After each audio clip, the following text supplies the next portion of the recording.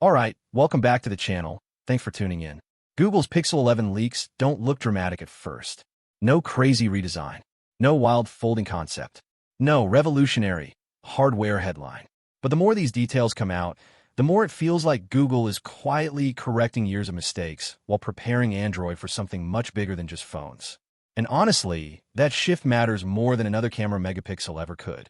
Let's dive right into the video, because the biggest upgrade on the Pixel 11 might end up being something most people never see. The modem. Seriously, if these reports are accurate and Google is finally moving away from Samsung's modem setup to MediaTek's newer M90 modem, this could completely change how the Pixel feels day to day. Not during benchmarks, not during YouTube comparisons. Real life. Better standby battery. Less overheating on mobile data. Stronger signal consistency. Fewer moments where the phone randomly gets hot doing basic tasks. And what's interesting is Google would never publicly admit this was a weakness before. But Pixel users have complained about these exact issues for years. Tensor phones always felt smart, but not always refined. Great cameras, amazing software experience, but then weird heat issues would show up out of nowhere. This feels like Google finally choosing reliability over experimentation. And honestly, that tells me the company is growing up a little, because early Pixel phones felt like software engineers building hardware. Pixel 11 sounds more like a company trying to build trust long-term. But then right when things start sounding promising, Google does something confusing again. The rumored RAM downgrade on the Pixel Fold. That one doesn't make sense on the surface. We're entering the era of on-device AI, Gemini integration, desktop-style multitasking, smarter assistants, background processing, and somehow the Fold may drop from 16 gigabytes down to 12 gigabytes? That's not a small decision, especially for a foldable that's supposed to represent the future of Android productivity. And I think this is where the bigger Android story starts connecting together. Google separating Android announcements from Google I/O again is not accidental. Android itself is changing direction. Phones are no longer the center of the ecosystem anymore. They're becoming part of a larger connected experience. That's why the rumors about Pixel laptops suddenly matter. That's why Samsung's One UI laptop rumors matter. That's why Google keeps pushing Gemini into literally everything. Android 17 feels less like a phone update and more like the foundation for Google's next ecosystem phase. And then there's Pixel Glow.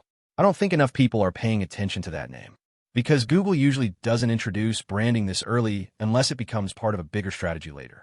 Material you started small too, and now it defines modern Android design.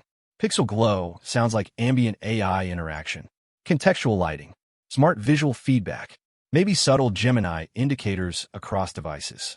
Small details that make the ecosystem feel alive. And honestly, removing the temperature sensor for that trade-off makes complete sense. Nobody used the temperature sensor consistently anyway. It always felt like one of those features made for keynote presentations more than real users. Google replacing that space with ecosystem-focused functionality feels way smarter. Now real quick, speaking of long-term usability, one thing companies are starting to prioritize way more lately is sustained efficiency instead of short benchmark bursts. That's part of why chip partnerships are becoming such a huge deal behind the scenes. You're seeing brands focus more on thermal stability, AI handling, and battery endurance, because modern phones are doing way more background processing than they were even 2 years ago. That shift is happening quietly, but it's reshaping how these devices are built. But here's the part one can't stop thinking about. The camera leaks. Yes, new sensors sound exciting. New internals are great. But notice how leaks around Pixel 11 cameras feel unusually quiet compared to older generations. That's because Google already mastered computational photography years ago. The industry caught up. Samsung improved processing. Apple improved consistency. Chinese brands pushed hardware aggressively. So now Google can't rely only on software magic anymore. And I think Google knows that. That's probably why this Pixel generation feels less flashy overall. The company seems more focused on fixing the foundation before pushing futuristic features again. Even a missing advanced face unlock hardware says a lot. Apple still hasn't fully solved under-display Face ID. Qualcomm partners are experimenting with alternatives. Samsung is pushing display innovation aggressively. Meanwhile, Google appears to be stepping back and waiting, which honestly might be the smartest move, because rushed innovation is exactly what caused a lot of Pixel problems in the first place. And the more I look at these leaks, the more Pixel 11 feels like a transition device. not the final vision. The setup before the bigger shift happens. Also, quick reminder, more than 70% of people watching these videos still aren't subscribed. So if you enjoy this more thoughtful style of tech coverage where we actually break down what companies are trying to do behind the scenes instead of just reading spec sheets, definitely subscribe and join the community. A lot of really smart conversations happen down in these comments.